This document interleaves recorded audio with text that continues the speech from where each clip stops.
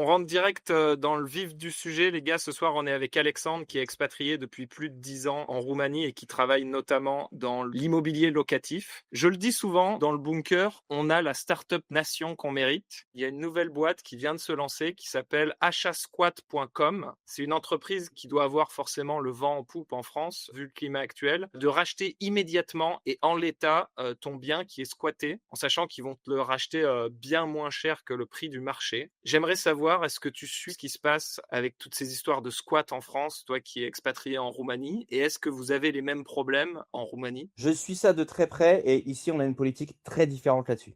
Pour résumer tout en une phrase. J'ai mon père qui a fait de l'immobilier en France, qui a eu des problèmes notamment et en fait, aujourd'hui, si tu veux, tout le monde parle de squat. Les gens savent aujourd'hui que les locataires en France sont tout puissants. Mais moi, à l'époque où mon père m'en parlait déjà, c'était pas un truc mainstream. Les gens ne le savaient pas, les gens ne nous croyaient pas quand on disait qu'en fait, en France, les locataires ont tous les leviers pour enculer le propriétaire. Désolé si je suis vulgaire. Mais donc je suis ça, j'ai suivi les affaires où il y a pas longtemps, il y avait un squat à Marseille. Toute la ville s'est réunie pour essayer d'expulser les squatteurs. Les flics sont venus pour défendre les squatteurs. C'est un truc qui met la boule au ventre, mais ça crée des opportunités, notamment pour la personne qui a ouvert cette boîte et également pour les gens qui font de la sous-location, de l'arbitrage Airbnb. Ça, on en parlera tout à l'heure si vous voulez. Alors, j'ai des petites choses à dire là-dessus. C'est que déjà, les squatteurs en France, ça se professionnalise effectivement. Vu que Ah, dès qu'il y ouais. a une faille dans la loi, eh ben, ça se professionnalise, les gens s'organisent. Et en fait, j'ai appris qu'ils prenaient des baux, enfin le pluriel des bails, hein, au tabac, qu'ils les remplissaient, qu'ils les antidataient, qu'ils mettaient des fausses signatures, etc. Ça les protégeait d'autant plus. Et une fois qu'ils ont fait ça, il y en a même qui s'amusent à faire du B&B sur des appartements squattés. Donc c'est assez marrant. Et enfin, j'aimerais rajouter un truc juste pour avoir ton avis.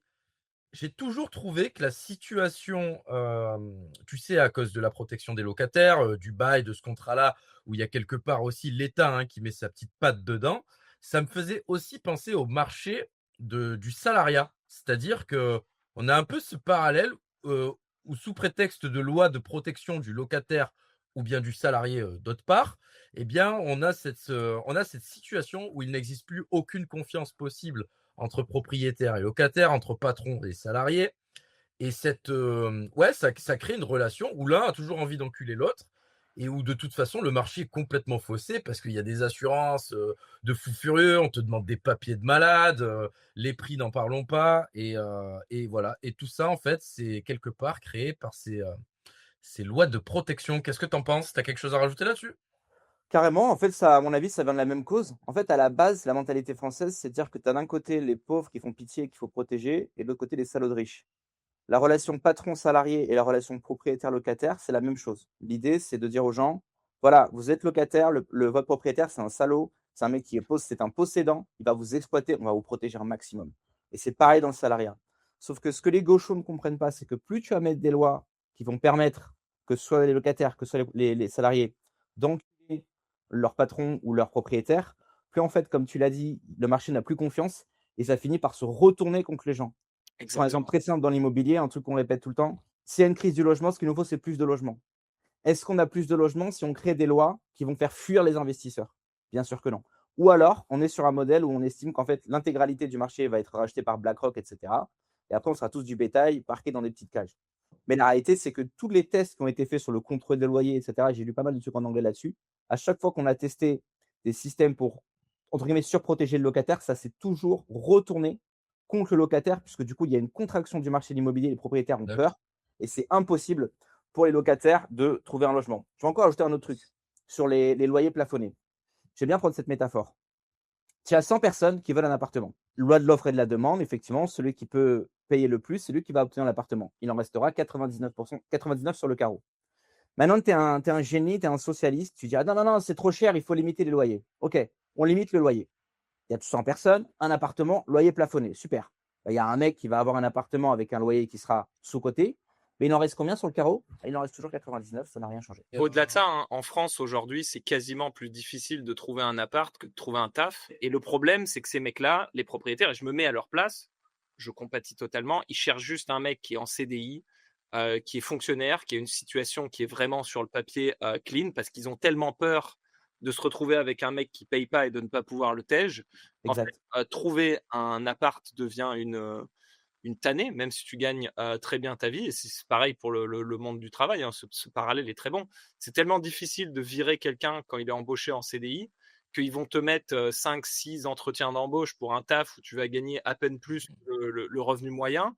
Et Et ouais. j'ai l'impression que ce truc-là, ça existe qu'en France. Le CDI, quand tu parles du statut de fonctionnaire et de CDI à un Anglais ou à un Américain ou à n'importe qui, ils hallucinent parce que concrètement, aujourd'hui, si tu es fonctionnaire, le seul moyen que tu vas avoir de te faire virer, c'est si tu montes ta bite dans ton open space ou que tu mets une main au cul à la secrétaire et encore, tu vois. Si tu vas au taf et que tu fais rien, ils arriveront jamais à te virer. C'est d'ailleurs ce que font 90% des fonctionnaires, quoi. Ouais, complètement. Euh, C'est en fait, les propriétaires se comportent un peu comme des banques, si tu regardes bien. Ils veulent des trucs super safe. Le mec, il est là depuis longtemps. En fait, c'est le contraire de gens comme nous, tu vois. Tu es jeune, tu es dynamique, tu bouges, tu es entrepreneur. Tu veux un appartement, bon, tu vas payer ton loyer, mais peut-être que dans 1 an, dans 2 ans, tu ne veux plus être là. Le proprio ne cherche pas ça. Il veut un type qui est âgé, très stable, qui sera toujours là dans 20 ans. Et c'est la même mentalité qu'une banque, et c'est une mentalité qui ne correspond plus à la mobilité extrême du monde moderne, en fait. pour continuer sur ce parallèle, tu sais, marché de l'emploi, marché du logement, moi j'ai découvert ça très jeune, hein, dans la vingtaine, très tôt dans la vingtaine, je suis parti en Angleterre et tu sais, complètement estomaqué. J'arrive en Angleterre, je me dis: «Bon, ben, je mets des chaussures noires, je vais sur le Main Street chercher du taf», je trouve du taf dans la journée. Parce qu'il y a aucune loi de protection et que si tu fais pas l'affaire, tu dégages ta race, tu vois? Et de la même manière, je commence à avoir des revenus, je cherche un appart, je vais sur un truc qui s'appelle Gumtree, hein, c'est l'équivalent du Bon Coin là-bas. Et pareil, en 3-4 heures, je trouve un appart, vu que j'avais de l'oseille à mettre sur la table, je rentre, j'ai les clés. J'ai dit: «Mais c'est quoi cette sorcellerie?» Et en fait, j'ai découvert qu'il existait un monde en dehors du Socialistan et qu'au final, toutes ces règles à la con, elles créent déjà, une situation un peu chiante où en fait, salarié ou alors locataire essaie toujours de niquer son propriétaire ou son patron. L'inverse aussi, hein, on va pas se mentir, c'est dans les 2 sens. Et surtout, c'est très improductif et tout le monde se met à frauder parce qu'au final, les règles deviennent tellement compliquées que tu ne peux pas les suivre et que la norme devient la fraude. Tu sais, en France, Ouais. je connais plein de gens, ils font tous des fausses fiches de paye pour rentrer dans les apparts. C'est Je crois, normalisé. je crois que c'est la moitié des gens qui font ça en France. Il y a eu des études sur le sujet. Mais le pire, c'est que tu es en compétition, donc si tout le monde le fait, tu es obligé de le faire. Bah Ben oui. oui, C'est comme le dopage dans c'est le sport. Et ouais, exact. et Je ouais. sais que c'est un rêve, ça, la science. Ah, Ok, c'est ma rêve parce que, attends, c'est pareil, les gars. Il y a des gens, ils me disent non, mais non, il n'est pas dopé, tel athlète, je sais pas quoi, ça n'existe pas. Il y a de l'argent, il y a des sponsors. Les mecs d'en face sont dopés. La game theory fait que tu es obligé. Pourquoi tu te mettrais un handicap? Mais Ça n'a pas de exactement. sens. ok, on enchaîne les gars. Il y a 2 semaines, notre grand ami Gabriel Attal nous a dit pour protéger nos petites têtes blondes, on va obliger aux gens de télécharger leur carte d'identité pour se connecter aux réseaux sociaux TikTok, Facebook, Instagram. Il se trouve que Gabriel Attal nous avait dit mais ne vous inquiétez pas, nous sommes des professionnels, nous allons utiliser des, je cite, tiers de confiance qui sont réputés, qui garderont dans un coffre-fort vos données personnelles et qui les détruiront. Et il se trouve que 2 semaines après cette grande annonce, l'un des tiers de confiance de Gabriel Attal s'est révélé qu'ils ont été hackés il y a 18 mois parce qu'ils faisaient les KYC pour beaucoup de plateformes crypto dont Bitpanda, Binance et Tutti Quanti. Et donc ils ont leaké les identités des mecs qui utilisaient leurs services. Donc avant même que l'État mette en place ce système-là, on voit que les parties tiers de confiance entre guillemets qui voulaient utiliser se sont déjà fait leaker. Donc partez du principe que si votre carte d'identité est dans une base de données, il y a de grandes chances qu'elle finisse par leaker, notamment si c'est l'État qui s'en charge, sachant qu'on sait à quel point dès que l'État s'occupe de projets un petit peu liés aux nouvelles technologies, c'est complètement lamentable. J'ai trouvé ça assez grotesque et assez révélateur du monde dans lequel on vit, où on nous impose des normes, que ce soit via le gouvernement français ou l'Union européenne, pour qu'on donne un maximum de data, et on voit que notre data est de moins en moins protégée. Et le problème, c'est que c'est pas seulement tes data qui leak et ta vie privée qui est exposée, c'est que derrière, tu as des ingénieurs de cité qui viennent chez toi pour te voler tes armes, ton or ou tes cryptos. Quand une entreprise comme ça leak des données de clients, ça peut amener à des actes de barbarie, à des kidnappings et à du grand banditisme. Donc faites attention à ce que vous faites avec vos données. Qu'est-ce que tu penses de tout ça, Alexandre? Si tu veux, j'aurais franchement 1000 trucs à dire. Le premier truc qui m'énerve le plus, ce que je voudrais dire là-dessus, en fait, je peux pas le dire parce que ce serait illégal, mais je vais te le résumer. Quand des gens comme Gabriel Attal, dont on sait qu'il est dans une situation particulière, parle des enfants, protéger les enfants, tu vois, ça me donne envie de m'énerver. Il y a Adrien qui nous dit: «On n'a jamais vu Attal et Epstein dans la même pièce». Ça résume toute ma pensée. Je ne vais pas en dire plus. Mais quand des gens comme Attal te disent: «On va protéger les enfants», déjà, non, chut, ne touche pas mes enfants, ne t'intéresse pas à mes enfants. Toi et les enfants, ça fait 2. Ensuite, bien sûr que ce truc-là, c'est pour fliquer les identités des gens. Bien sûr qu'aujourd'hui, ils te disent: «Non, mais tiers de confiance», tout ça. Bon, ça, c'est déjà parti en couille, tu viens de le dire, il y a déjà eu des leaks. Mais évidemment que demain, ça va être utilisé. Une fois que ce sera mis en place, qu'ils auront les bases de données, ils auront les noms, ce sera normalisé, les gens se diront: «OK, sur internet, on donne notre identité». Et il leur suffira de passer une petite loi, de dire: «Oui, à partir de maintenant, les gens qui tiennent certains propos, des propos dangereux, des propos terroristes, on va les retrouver». Et bien sûr qu'ils vont utiliser ça pour retrouver les gens. Et après, on va se retrouver comme en Angleterre, dès que tu vas faire un tweet, les flics vont toquer à ta porte. Donc c'est quelque chose qui est ultra dangereux c'est proprement scandaleux. Et que des gens comme Attal ou comme Macron, qui sont dans certaines situations, tu vois? Est-ce que Macron et Attal, c'est des pères de famille? C'est des gens qui peuvent parler des enfants? Qui sont en posture d'autorité pour dire aux gens ce qui est bon ou pas bon pour leurs enfants? C'est une plaisanterie. Je te parle même pas du homeschooling, je pourrais encore te parler pendant longtemps de l'école à la maison. Moi, je suis pro homeschooling. Je sais que la France a la France a un problème avec le fait de laisser les gens faire ce qu'ils veulent avec leurs gosses et avec leurs propriétés. C'est ton gosse, il est à moi, c'est moi qui décide ce qu'on va lui apprendre. Et ton bien, il est à moi, tu vas l'utiliser, mais attention, tu vas devoir remplir une grille de lecture. Tu n'as pas le droit de faire ça, tu es obligé de faire ça, tu dois payer ça, tu dois payer ça, tu dois faire telle norme. Et en fait, tout ce qui est à nous et à eux, surtout nos enfants, et nos enfants en plus. Ça me rassure de m'être barré, quoi. Mais le problème, c'est que ça va se généraliser à toute l'Europe, je pense. Je pense que ça va même se généraliser au-delà, hein. On a vu que ce week-end, enfin un petit peu avant ce week-end, il y avait une femme aux États-Unis qui parlait de lister l'ensemble des assets de la planète. Pourquoi des gouvernements, des institutions extra-étatiques, ce genre de choses voudraient lister les assets des gens, si ce n'est pour faire un inventaire et éventuellement taxer ou saisir un jour. Donc ouais, moi je suis complètement d'accord. Et puis là, on n'a pas abordé un certain sujet, c'est que on est tous au courant. Tu vois, je voudrais pas faire d'accusations infondées. On va mettre un petit peu un papier d'alu autour de la tête là pour faire un chapeau.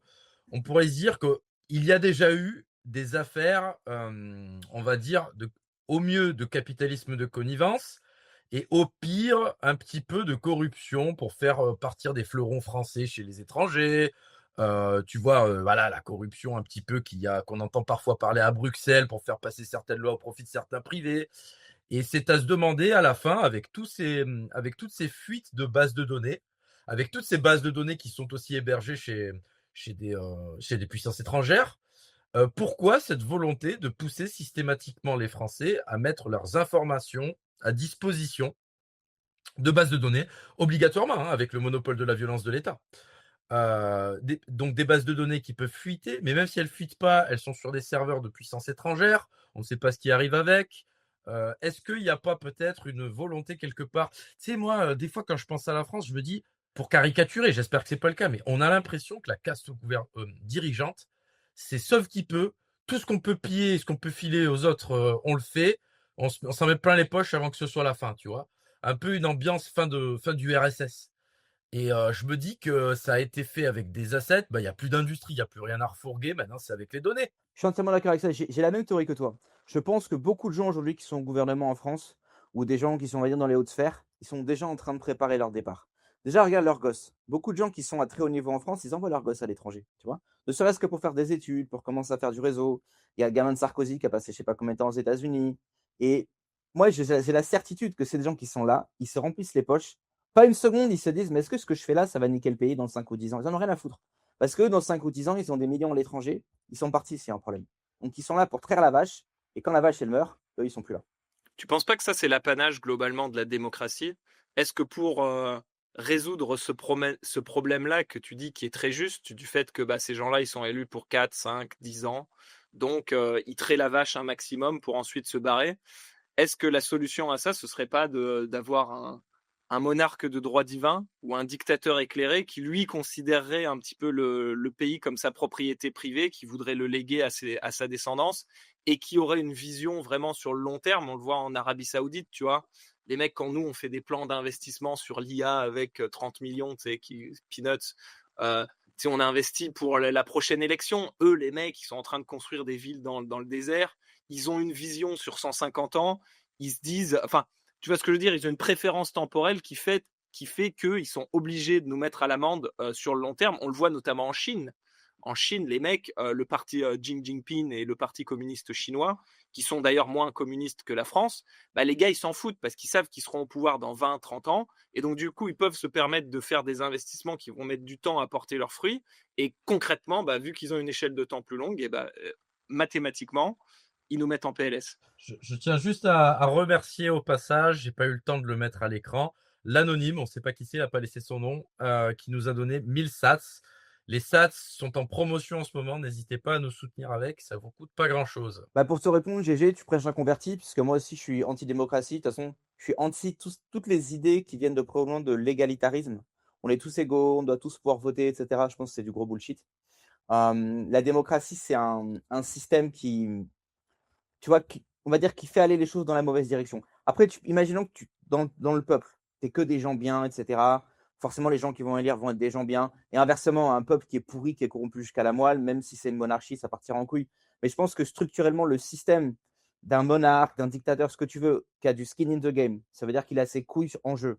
Ça veut dire que ses enfants, dans 10 ans, dans 20 ans, dans 30 ans, il a besoin que ce pays-là avance, va forcément prendre de meilleures décisions qu'un type qui n'a pas d'enfant, qui est élu pour 4 ou 5 ans et qui est là juste uniquement pour se remplir les poches. Et de toute façon, le pays va partir à volo. Après moi, le déluge. C'est un peu ce qu'on on en a parlé, reparlé, mais c'est un petit peu le sujet aussi. Tu vois, bah, la démocratie c'est une chose, et puis tu as des idéalistes qui pensent au libertarianisme ou à l'anarcho-capitalisme. Le seul problème, c'est que pour résoudre les dégâts de la démocratie, dans tous les cas, il faut passer, selon moi, par une phase de transition minarchiste, et notamment, ça passe. Alors, c'est un peu paradoxal ce que je vais dire. Mais pourquoi pas, pour le mettre en place, par une sorte de Bukele. Bukele qui sait qu'il va être là pendant X nombre d'années, ou alors c'est ses frères, c'est ses filles, etc. Et il traite le pays comme sa propriété privée, mais mieux que ça, comme son entreprise. Voilà, il essaie de faire du résultat. De toute façon, quand tu as une situation qui est complètement qui est partie en couille, il y aura forcément des efforts à faire pour que la machine elle reparte dans le bon sens. Après, quand ça va mieux, quand l'économie va mieux, quand le peuple va mieux, là, on peut repartir sur un système politique un peu plus balance. Mais forcément que quand il faut redresser une entreprise, quand un organisme est malade, quand quelqu'un est malade, pour le soigner, il y a forcément une période de transition. On va devoir faire des choses un petit peu, on va dire, extrêmes, entre guillemets, pour que les choses repartent, pour redresser la barre. Et ensuite, quand les choses vont mieux, là, les choses peuvent se calmer. On enchaîne, sujet d'après. Je reviens sur l'affaire Epstein. Désolé les gars, hein, je pense que c'est la dernière fois qu'on en parle. Après, on calmait pendant quelques semaines. Là, il y a notre ami Edoui Plenel de Mediapart qui vient nous dire le cœur de l'affaire Epstein, c'est le capitalisme. Le grand mot qui a bon dos, le capitalisme. Chacun a son opinion, tu vois. Il y a ce mime du political compass où tu as par exemple les mecs plutôt à droite, un peu plus libertariens qui vont te dire c'est les gauchos, Epstein c'est comme Soros, c'est Jack Lang, c'est la gauche. Tu as les mecs un peu plus à droite, autoritaires qui vont te dire Epstein c'est les feuges, c'est Israël, c'est le Mossad. Tu as les mecs comme Edoui Plenel qui vont être un peu plus à gauche, peut-être un peu plus en haut, qui vont te dire Epstein c'est le capitalisme, c'est la faute du capitalisme. Et tu as les gens qui sont complètement paumés, les féministes de combat qui vont te dire Epstein c'est le patriarcat, c'est un mâle blanc, boomer. Chacun interprète ça à sa sauce. En tout cas, pour revenir sur notre ami Jack Lang, et après c'est la dernière fois qu'on parle de lui, si on veut se rendre compte du niveau de perversion de ce mec-là, il y a des emails qui ont été retrouvés, tout est disponible sur les Epstein Files sur le site du gouvernement américain. Il envoyait sa fille Anna, sa petite fille de 17 ans, chez Epstein l'été quand elle était en vacances aux États-Unis. Quand elle avait 13 ans, Jack Lang disait à Epstein de lui envoyer des gâteaux et des bonbons quand elle était en camp de vacances. Et ensuite, elle, quand elle avait 17 ans, donc quand elle était mineure, elle avait le mail d'Epstein et elle parlait avec lui comme si c'était son meilleur pote. Et elle lui disait, je suis de passage à New York avec mes copines, est-ce que je peux venir dormir chez toi? Et lui disait, vas-y, il n'y a pas de problème, tu viens quand tu veux. Donc là, on se rend compte déjà d'une que quand Jack Lang, il nous dit, moi, Epstein, je le connaissais vite fait, c'est juste parce qu'il était fan d'art. Ça, on le savait déjà, il fume la moquette, c'est de la chutzpah, il est en train de mentir objectivement. Ils étaient tellement potes que même sa petite fille était très proche de lui. États-Unis. Et ça prouve quand même le niveau de perversion d'un gars comme Jack Lang qui était prêt à envoyer la chair de sa chair, le sang de son sang au charbon chez Epstein. Donc c'est vraiment diabolique. On voit quand même que l'affaire Epstein, la France, c'était le deuxième pays le plus concerné après les États-Unis. Epstein était très souvent en France, qu'il s'intéressait à la politique en France. On voit qu'il arrosait tout le monde, à gauche, à droite, le Front National, les mecs de gauche, les gars comme Jack Lang. Par contre, les politiciens français nous disent passez, il n'y a rien à voir. Macron nous dit non, mais ça, c'est à la justice américaine de s'occuper de ça. On sait que Macron était aussi cité, que soi-disant, il aurait eu des déjeuners à l'Élysée avec des très proches d'Epstein. Il y a aussi la présidente du Parlement qui, elle, était associée dans son cabinet d'avocats avec le mec qui défendait, comment il s'appelle, Brunel, qui était l'associé de Epstein, qui nous a dit passez votre chemin, on ne va pas faire d'enquête parlementaire sur Jeffrey Epstein. Et du coup, on passe la seconde. On nous dit on va pas ouvrir de commission d'enquête sur l'affaire Epstein en France, mais le même jour, le ministre de l'Intérieur saisit la justice contre Alain Soral, qui aurait fait un tweet antisémite parce qu'il aurait dit que l'affaire Epstein, c'était les qui étaient plus ou moins derrière. Bon, après, c'est débattable, hein, mais je pense que c'est plus ou moins vérifié quand tu lis ce qu'il y a là-dedans. Et Macron, au lieu de revenir sur l'affaire Epstein, il nous parle de l'antisémitisme. Et là, ils vont nous déterrer Ilan Halimi, le pauvre qui s'était fait tuer il y a 20 ans quand même, par le fameux gang des barbares. Ça avait fait beaucoup de bruit à l'époque. Et là, au lieu de nous parler de l'affaire Epstein, on nous dit passez, il n'y a rien à voir. Le problème de la France, c'est pas l'affaire Epstein, c'est pas la pédocriminalité de réseau, c'est l'antisémitisme. Il faut mettre Alain Soral en prison et il faut honorer Ilan Halimi. Donc on nous dit la France sans les Juifs est un arbre sans tige. Il y a Macron qui a planté un arbre à l'Élysée. Je trouve ça assez malvenu. On a des problèmes un peu plus importants à s'occuper plutôt que ressasser des meurtres qui ont eu lieu il y a 20 ans. Quel est ton take, toi, au-delà de ça, sur l'affaire Epstein, Alexandre? Déjà, je réagis à ce qu'a dit Plenel. Oui, c'est la faute du capitalisme. Tu vois, quand je vois des takes comme ça, la première chose qui me vient en tête, c'est boomer sénile. Boomer sénile. C'est-à-dire le mec, il est bloqué dans un paradigme, ou alors il manipule et il ment. Et il voit l'affaire Epstein, et il est en mode c'est le capitalisme, parce que c'était des riches. Alors, comme c'était des riches, c'est le capitalisme. Mais ce que ce genre de débile profond ne comprend pas ou ne fait attention de ne pas comprendre, c'est que si on était en URSS, bah Epstein, ce serait un mec qui serait haut placé dans le parti. Mais comme on n'est pas en URSS, ben effectivement, c'est une histoire de capitalisme, mais c'est pas le capitalisme, ça n'a rien à voir avec le capitalisme. C'est une question de réseautage, c'est les puissants qui se connaissent les uns les autres. Si on voit les, alors là, ils essaient en fait de damage control cette histoire d'antisémitisme, tu vois. Il y a une affaire qui éclate, on te dit oui, c'est les États-Unis, alors qu'il me semble, en fait, il me semble pas, j'en suis certain. Il y a un article qui est sorti sur Marianne où ils disent que la France était en possession des emails d'Epstein depuis 6 ans. Et là, et Macron qui nous dit non, mais ça, c'est les États-Unis, nous, on ne savait pas. Ben, pourquoi vous aviez les emails depuis 6 ans? Pourquoi c'est sorti aux États-Unis, c'est pas sorti en France? Vous aviez les bails depuis 6 ans. Donc, il y a un énorme foutage de gueule et ils font évidemment un énorme damage control sur toute la question d'Israël, etc. Puisque quand tu regardes les emails d'Epstein, tu vois bien qu'Epstein, c'était quelqu'un qui s'assumait en tant que juif, qui était fier de l'être, qui avait une vision particulière. Il dit dans ses emails, voilà, moi quand je travaille avec quelqu'un, je fais passer des tests génétiques pour savoir son degré de judéité. Et en gros, du point de vue d'Epstein, plus on était juif et plus on était intelligent. Ça, c'est dans les emails. Je ne fais que citer. Je ne suis pas en train de dire si je suis d'accord ou pas, je ne fais que citer. Donc, quand tu vois tous ces emails, tu vois ce qui s'en dégage, on comprend qu'ils cherchent à faire du damage control. Comment ils font leur damage control de merde en allant encore faire chier des gens comme Soral, etc. Également, on a vu, il y avait l'histoire avec Dieudonné, là, que Epstein, il avait envoyé un. Pareil, c'est dans les emails. Hein. Il avait envoyé un email, là, il était en correspondance avec Ariane de Rothschild 1 mois avant l'affaire avec Manuel Valls. Et tu sais ce qui me fait marrer? C'est à quel point, tu vois, nous, on nous casse les couilles. Dès que tu veux faire un truc en France, il y a 1 million de papiers, procédures, machin. Ce qui s'est passé là, c'est que la meuf, elle était chez elle. Et il y a un type qui lui a envoyé un sketch de Dieudo. Toi, tu regardes le sketch, ça te fait rire. Mais elle, ça l'a pas fait rire. Alors, elle en parle à Epstein. Elle dit, ouais, regarde cet humoriste, il fait des trucs antisémites. Franchement, c'est pas bon. C'est pas bien. Epstein lui dit, t'inquiète, je vois ce que je peux faire. Attends, non. Ils se sont même dit, on va se voir à New Ouais, York ouais. pour traiter le sujet. Ils se sont convoqués dans l'appart, t'imagines Rothschild, je vais regarder sur. En plus, tu sais, quand tu tapes sur Google le net worth, le patrimoine Ouais. des Rothschild, tu sais très bien que c'est 10 fois moins. Elle est multi-milliardaire. Elle est quand même allée à New York pour faire un entretien avec Jeffrey Epstein pour s'occuper de la question de Dieudonné, un mais tiens. ménestrel franco-camerounais en Mais France. c'est ça qui te fait rire. Toi, t'es là. T'es milliardaire, mais t'es connecté à droite, à gauche. Tu fréquentes les plus puissants de la planète. Un jour, tu glandes chez toi, t'es sur Instagram, tu vois un mec, un random faire un truc qui te fait pas rire. Mettons, je sais pas, t'es chrétien et dire un truc contre les chrétiens. Ça te gêne. Tu dis, oh putain, c'est pas bien ce qu'il fait lui. T'envoies un email à un gars et les gars vont te donner rendez-vous à New York pour discuter parce qu'elle a vu une vidéo, un sketch qui lui déplaisait.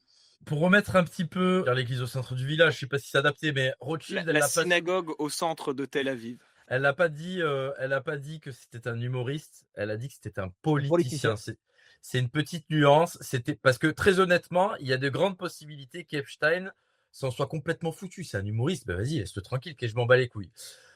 Et aussi, voilà, c'est un peu mon job de tempérer un peu toute la discussion qu'on a eue. Il apparaît effectivement que Epstein était juif, fier de l'être, sioniste, talmudiste, j'en sais rien. Et puis dans son réseau, et très probablement, enfin pratiquement de manière certaine, hein, avec Maxwell et tout, relié au Mossad. Mais il faut bien comprendre que ça, c'est des réseaux qui dépassent les simples intérêts étatiques. C'est des réseaux, Bien c'est des sûr, réseaux globaux. Et on voit aussi qu'il avait des liens avec la bien sûr, Chine, avec la Russie, etc. Et il bien faut sûr. comprendre que en fait, là, on parle du deep state. Et le deep state, il s'arrête pas à une frontière spécifique. Et en fait, en Bien réalité, les sûr. mecs, ils dealent un peu en fonction des intérêts communs, tac, Bien tac, sûr, tac, bien sûr. avec tel gouvernement, etc. Et il y a tout le monde qui est mouillé. Le graphe social, déjà, il est atroce à analyser. Et ça, c'est dans toutes les puissances. Hein. C'est pas que la France, c'est pas que l'Israël, c'est pas que la Russie. C'est vraiment un micmac incroyable. Oui, je suis d'accord avec toi. C'est vrai qu'il faut tempérer un peu parce qu'il y a des gens qui, peut-être dans certaines sphères, effectivement, à l'extrême droite, qui vont vraiment faire le focus exclusivement sur la question juive, alors qu'on voit qu'il était connecté à tout le monde. Il était connecté à JP Morgan, Je, à des je le dis, Américains. Ouais, vas-y. je le dis, c'est pas pour rien. Je le dis, c'est pas pour rien. C'est parce qu'on voit bien que les réseaux ont lâché les valves sur le fait du Mossad, etc. Ils ont lâché les valves. Parce qu'il faut faire très attention quand on t'autorise à parler et à critiquer sur un pan, c'est pour cacher une forêt plus grande. Donc moi, je dis toujours, être prudent. Effectivement, il y a des choses qui sont indéniables, mais pourquoi nous autorise-t-on autant à parler de cela si c'était pour cacher d'autres choses qui sont dans ces documents? Voilà. Clairement, clairement. Non, mais oui, de toute façon, les sphères de pouvoir, c'est plusieurs communautés. Il était aussi mais avec des gens du Moyen-Orient. Il a dit à un Exact. moment donné, il a une Exact. sur le Moyen-Orient. Il y a même un email où il y a un gars qui lui propose de venir en Israël et où il dit: «Non, j'ai horreur d'aller en Israël». Donc lui-même, il était très bien aux États-Unis, il aimait pas, physiquement être en Israël, donc il y a de tout. Il y a des questions avec des gens qui sont en Inde, enfin, évidemment, c'est des sphères de pouvoir internationales, donc il y a vraiment toutes les communautés. Mais là, on voit qu'en France, en tout cas au niveau du gouvernement, au niveau de ce que Macron a dit sur la question de l'antisémitisme, on voit qu'au niveau du gouvernement français, il y a ce damage control sur cette question-là précise, tu vois? Et ce qui est génial dans ce truc-là, c'est que ces mecs-là, ils finançaient l'extrême droite et l'extrême gauche. Tu vois qu'ils étaient derrière aussi plus ou moins la création de Slash Paul sur Ouais. 4chan, qui était l'un des plus gros relais de l'entre guillemets antisémitisme sur Internet ces 20 dernières années. Ça, c'est indéniable. En fait, ces mecs-là, ils sont au-delà de tout clivage. C'est-à-dire que c'est un peu les mecs qui tiennent les ficelles et ils veulent gagner quel que soit le scénario. Quand je vois ce qui est en train de se passer en France, là où tu as eu un pauvre, un identitaire qui est décédé, j'ai l'impression quand même qu'il y a une volonté de chaos et que ces mecs-là, ils règnent sur le chaos. Ils vont te mettre en avant les antifas contre les identitaires. Ils vont créer des petites guéguerres et eux, ils vont être là, ils vont ramasser l'oseille. Ne soyons pas tribalistes. Essayons de pas tomber dans les pièges qui nous envoient et de sortir de cette espèce de guéguerre gauche-droite, les communistes, les antisionistes, les sionistes, Rima Hassan, Sarek Nafo. Ce qui est en train de se passer là avec Alice Cordier, Némésis et tous ces trucs-là, j'ai quand même l'impression qu'on est sur un chaos un petit peu organisé. Alors je remets mon chapeau d'aluminium, mais ça sent le fumier ces trucs-là, et on essaye de t'opposer le soi-disant français identitaire contre l'antifa. J'ai pas de take là-dessus, mais ça sent mauvais, et moi personnellement, je prendrais pas parti dans ces trucs-là, quoi. J'aimerais juste rajouter un truc, c'est que en fait, si tu prends le sucre de tout ça, c'est qu'il y a des réseaux. Le monstre hideux, c'est des gens qui sont au pouvoir en politique, c'est des milliardaires, c'est tout ce que tu veux. Et en fait, ils perdent jamais vraiment. C'est-à-dire que de temps en temps, il y en a un qui se tire la couette sur un sujet, il a gagné parce que c'est son camp qui a gagné. Et puis bon, si c'est l'autre qui gagne en face, tu vois, j'ai envie de te dire, si c'est Soros qui gagne du côté des gauchistes, bon, bah, Soros, il a gagné, il a tiré un peu la couette, mais dans tous les cas, ils sont quand même dans les mêmes cercles et ils gagnent collectivement, tu vois. Donc Bien sûr. oui, il y a des affinités, des sujets qui poussent certains, etc. Mais dans tous les cas, c'est un petit club et nous n'en faisons pas partie. Et même d'ailleurs dans ce petit club, des fois ils se niquent entre eux, hein. Ils font Oui, dire il y a un mec à un moment donné qui ils vont le faire tomber, il y a un autre qui vont ils vont d'ailleurs Soros, comment Soros s'est enrichi? Soros a déjà dit comment il s'est enrichi. Ah non, mmh, Soros c'était avec la Banque d'Angleterre, mais Soros a déjà fait état du fait que son père, qui était donc également juif, s'est enrichi en trahissant, si je me rappelle bien, d'autres juifs pendant Bien sûr. en Allemagne en 39-45. Et quand on Donc, dit que, Epstein est l'État profond, il y a forcément, différents réseaux qui se battent entre eux. Il y a Ouais. forcément ouais, d'autres réseaux que celui d'Epstein dans le camp d'Israël. Il y a forcément, les Chinois qui doivent avoir leur propre réseau. Tu dois avoir certains cathos qui doivent avoir leur réseau aussi. C'est pas un bloc monolithique où bien sûr. Epstein était, Ouais. l'État profond et qu'il y avait personne d'autre. Non, non, Mais c'est, c'est marrant. c'est des luttes de pouvoir. Mais je pense quand même que le réseau d'Epstein et tout ce qu'il y avait derrière, Lex Wexner et tous ces mecs-là, c'était quand même Maxwell, c'était quand même des gros, des gros réseaux, Pour quoi. moi, c'est des clans, c'est un peu des proto-network states, comme on essaye de pousser maintenant les gens à faire. C'est des network states avant l'heure. C'est ce qu'on appelle le deep state. C'est pas une seule entité. C'est des réseaux qui sont à la fois en compétition et à la fois en collaboration sur certains points. Et voilà, c'est un peu le bordel. Un coup, je gagne, un coup, tu perds, mais de toute façon, on garde le pouvoir entre nous, quoi. Mais un peu comme si tu veux, même au temps de l'aristocratie en France, c'était pareil. Tu avais un mec qui était le boss dans tel coin, l'autre il était dans tel coin. Après, il y avait le roi. Peut-être s'il y avait 2-3 aristocrates qui s'alliaient contre le roi il devait faire gaffe parce que du coup, il fallait qu'il s'aligne avec les bons intérêts. Et ils se tiennent la barbichette les uns les autres, ils s'entraident. Mais à un moment donné, il y en a un qui peut tomber, il peut y avoir des luttes de pouvoir internes, Ouais, il y a ouais, ouais, plusieurs ouais. communautés. Et d'ailleurs, quand on parle de lutte de pouvoir interne, moi, l'un des trucs qui m'a fait le plus, qui m'a attiré le plus mon attention dans l'affaire Epstein, c'est Robert Maxwell, qui est le père de Ghislaine Maxwell, qui lui, pour le coup, était un agent du Mossad. C'est même pas une théorie du complot, hein, c'est acquis, c'est écrit sur sa page Wikipédia, qui était notamment le mec qui éditait tous les livres dans les écoles aux États-Unis et en Angleterre. C'était un peu l'équivalent de Fernand Nathan en France. Et alors lui, il était mort en glissant de son yacht. Donc on Oula. savait déjà que sa mort était douteuse parce que, bah, soi-disant, il avait glissé, il était tombé, il s'était noyé. Donc on savait que ça sentait le fumier. Et dans un des emails de Epstein, il le dit, il dit voilà, Robert Maxwell a pris la confiance. Il a voulu blackmail le Mossad qui était son employeur. Ouais. Et apparemment, il aurait fait une proposition au Mossad. Il leur a dit donnez-moi un demi-milliard, sinon je balance tout ce que j'ai fait depuis toutes ces années avec vous. Et forcément, bah, le mec, il s'est attaqué à la maison mère. Je sais pas ce qui lui est passé par la tête, mais il s'est attaqué au Mossad, qui est sûrement, avec la CIA, le plus gros réseau d'espions et de contre-intelligence dans le monde. Et comme par hasard, quelques semaines ou quelques mois après, il a glissé de son yacht et il a disparu. Donc ça prouve que, tu vois, même dans ce camp-là, ils peuvent se tirer dans les pattes Il et peut y avoir ça des va pots mal de finir banane. pour lui, quoi. Il Ouais, peut y avoir des pots de banane qui traînent au mauvais endroit.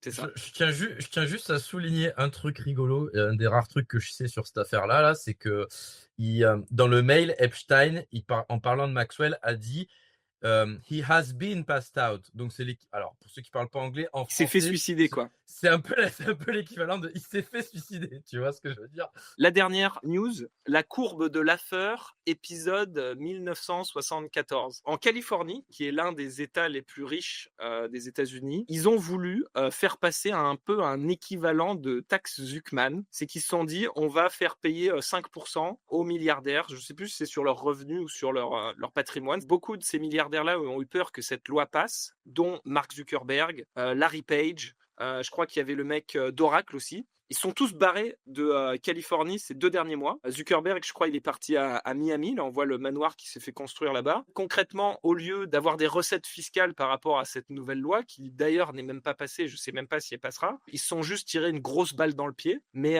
ça, c'est légion, hein. On voit qu'en France, c'est un peu la même chose. Tu as les créateurs de richesse qui se barrent. Qu'est-ce que tu penses de tout ça, de la courbe de Laffer en France, aux États-Unis, en Californie, en Roumanie? Quel est ton take là-dessus, Alex? Moi, je sais qu'il y a pas mal d'entrepreneurs en Amérique qui ont bougé depuis ces dernières années, depuis la Californie au Texas.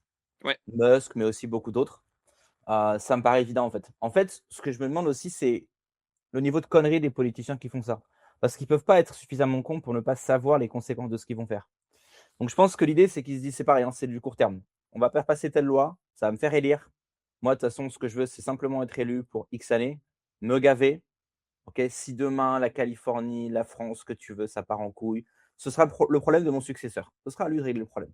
Moi derrière, j'ai été élu, je me suis mis de l'oseille dans les poches, le reste ne m'intéresse pas». Bah, on peut voir de toute façon que c'est un peu la géographie et la politique donnent raison parce que si tu regardes, on dit que les deux côtes, la côte est et la côte ouest, qui étaient auparavant les épicentres économiques, aux États-Unis sont devenus complètement foutus pour des raisons d'immigration, de socialisme, de wokisme, etc. Et au final, c'est ce qu'on appelle un peu la diagonale du vide, tu sais, le Midwest, au milieu des États-Unis, qui sont les producteurs de richesse et un peu les tartarins, tu vois, les campagnards, etc., un peu traditionnels. Et maintenant que la Californie et que New York est complètement foutu, eh ben, on essaye de venir maintenant entreprendre et puis probablement petit à petit gentrifier, ramener ce cancer wokiste petit à petit dans les États comme notamment le Texas. Après, voilà, je suis pas spécialiste du sujet, mais je sais que le Texas notamment, c'est pas un État super aligné avec le reste des États-Unis. Il y a toujours un peu l'épée de Damoclès de la sécession.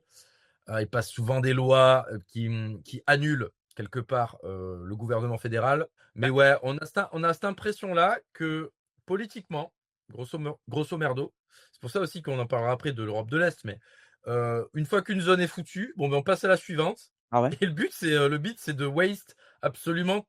Comment parler en anglais? Le but, c'est de ruiner absolument tous les endroits, quoi. Mais le Texas risque de passer démocrate très prochainement d'ailleurs, hein, parce qu'il y a eu tellement ils appellent ça une ruée vers l'or inversée, c'est-à-dire que les gens riches partent de Californie pour s'installer à Miami ou au Texas. Et en tout cas, dans les grandes villes au Texas, Austin, j'ai oublié les autres noms, bah, c'est bleu, c'est déjà démocrate. Ouais. Globalement, c'est rouge, ça reste républicain, mais ce serait possible que si ça continue, cette grande migration, l'État du Texas devienne totalement démocrate. Et pour revenir sur ce que tu disais tout à l'heure, Alexandre, sur les budgets, si on était dans un monde où quand tu perdais des recettes, tu ne pouvais pas boucler ton budget, je pense qu'il se poserait un peu plus les questions. Là, le problème, c'est que ces politiciens, comme en France, ils sont branchés à la planche à billets. Ils peuvent créer de la dette de manière illimitée. Donc, si les recettes fiscales baissent, bah, ils peuvent quand même augmenter leurs dépenses. Donc, ils en ont rien à foutre. Ils s'endettent, ils payent les intérêts de la dette, mais ils passent le sujet au mec d'après. Donc, concrètement, ça les impacte peu et c'est du clientélisme. Ils savent qu'ils peuvent, leur base d'électeurs, vu que la majorité des gens sont pauvres, ça va les faire kiffer. Donc, eux, c'est ça, ils traient la vache et ils s'en foutent des conséquences, quoi. Bah, tu sais, c'était cette métaphore qui est pas mal, c'est si tu voles les riches, en gros, tu perds une voix, mais t'en gagnes 5. Tu prends l'argent d'un mec et tu redistribues à 5 personnes, donc tu perds une voix et t'en gagnes 5. C'est plus complexe que ça. J'adore cette métaphore, Alex, mais tu vois, par exemple, on s'aperçoit que bien souvent, il y a des riches qui se mettent à voter justement à gauche. Ouais. Et pourquoi? Et j'avais vu une autre métaphore, je me rappelle plus, mais grosso modo, quand tu deviens riche et a fortiori parce que tu as compris les règles du jeu en te branchant à la subvention ou en te faisant copain avec les politiques pour te faire une barrière à l'entrée déloyale, eh bien, tu veux garder ta place. Tu veux garder ta place et empêcher l'échelle sociale, c'est-à-dire quelqu'un qui serait plus innovant que toi et qui produirait plus de valeur que toi, de prendre ta place, grosso modo. Donc, tu as cet auto-entretien de la corruption et du socialisme qui est absolument fascinant, au-delà de ce qu'on peut penser. Franchement, c'est fascinant à observer. T'as On a eu parfaitement raison. un énorme don, je suis obligé de m'interrompre. On a eu un don de 84 500 000 salles, je ne sais pas combien ça fait Je sais qui en c'est. équivalent euro. Mais en tout cas, merci à la nonne qui a envoyé les 84 500 000 sats. Ça nous soutient, ça nous fait beaucoup de bien. Et puis voilà, merci beaucoup. Elon Musk regarde ce live. Là, il a bien aimé. Là. C'est Peter Thiel qui est tombé amoureux de science et il s'est dit, vas-y, je vais lui envoyer un coup de flic et peut-être que je pourrais lui faire le cul. Avec Cave, ouais. Ah, vous suivez ces trucs-là, vous aussi, ouais. Ouais, Ouais, bah, tu sais, est-ce que tu disais sur les riches là, il y a un mec que j'écoute aussi des fois qui s'appelle Analyzing Finance with Nick, un truc en anglais. Et le mec, il expliquait que selon sa théorie, en fait, en Europe, c'est exactement ce qui s'est passé. Toute l'aristocratie, enfin, l'échelon supérieur en Europe, les très riches, les possédants de l'élite, se sont dit ce qu'on va faire, c'est qu'on va créer un système de telle manière que tout soit verrouillé. Nous, on reste en haut, on se gave. Et le reste de la plèbe, en fait, on va créer un système pour faire une sorte de moyenne. Comme ça, tout le monde gagne à peu près la même chose. Personne ne se révolte. Et en même temps, ça tue l'innovation, ça tue la capacité à disrupter. Parce qu'au stade, s'il y a des mecs qui montent comme ça très vite, il faut savoir que s'il y a un mec qui est innovant, qui crée un truc et qui disrupte un marché, lui, il va s'enrichir, mais il y en a peut-être d'autres qui vont être challengés. Alors que si tu crées un système anti-innovation, ceux qui sont en haut, ils restent en haut, ils possèdent tout. Et ceux qui sont en bas, ils galèrent, c'est impossible de disrupter le game. et c'est tout au bénéfice de ceux qui sont tout en haut, en fait. C'est la même raison pour laquelle c'est qu'on appelle les technocrates, hein, c'est les entrepreneurs, cronies, hein, capitalistes de connivence, mais aussi les politiques qui sont avec eux. C'est-à-dire que, par exemple, tout ce qu'on entend parler de revenus universels, du fait: «Ah mais avec l'IA, vous allez tous perdre vos boulots, donc il faudra vous mettre au revenu universel». Que nenni! Tout ça, c'est parce que les riches, qui organisent ce truc-là, savent qu'eux ne paieront pas d'impôts, que ceux qui vont payer des impôts et subir l'inflation, c'est la classe moyenne. L'objectif, c'est qu'elle disparaisse et que tout le monde soit à la merci du fonctionnaire et du ticket de rationnement. C'est un win-win pour le fonctionnaire et pour le néo-féodal, tu vois? Le nouveau seigneur, la nouvelle reine de la nouvelle reine de la ruche. Tu vois, le Harari, le Musk, tous ces gens-là. Donc, c'est marrant, mais, tu sais, encore une fois, au lieu de diviser, il faut réunir. Tu sais, tu as les gauchistes qui disent: «Ouais, c'est les riches» et tu as les mecs de droite qui disent: «Ah, c'est l'État». Mais en fait, c'est les 2 bordel. C'est la bête hideuse, la réunion. En fait, il n'y a plus d'État depuis longtemps et les riches n'existent plus. C'est juste une mascarade et une manipulation, orchestrée notamment par le biais de l'État.